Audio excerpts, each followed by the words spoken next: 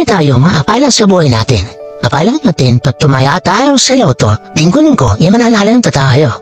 Akala natin na pag minahal natin ang todo isang tao, hindi na niya tayo pagtataksilan. Akala natin na yung cut-off stage natin, hindi tupol at seryoso man dito. At ang pinakamasaklap na akala, ay yun yung inakala mo, siya na yung pinagkaloob sa iyo ng Diyos na makatuloyan mo pang habang buhay. Yun pala, isa na naman pala siyang lesson ng sa iyong buhay. Para baguhin mo ang sarili mo, for the better. Kahit hindi pa nagbago yung tao na akala mo mapabago din. Para lang magkasama kayo pang habang buhay. Ganun talaga eh, kahit kusaw nito nga.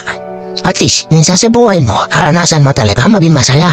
Kahit pa maling tao yun, nakakala mo, ay yun na yung taong makasama mo pang habang buhay. Kung sumaya ka sa maling tao, what more kung tamang tao na pala yun, di ba? Nakaloob ng Diyos. Isa ka rin ba sa naghahanap ng tamang tao? Well, darating din yan.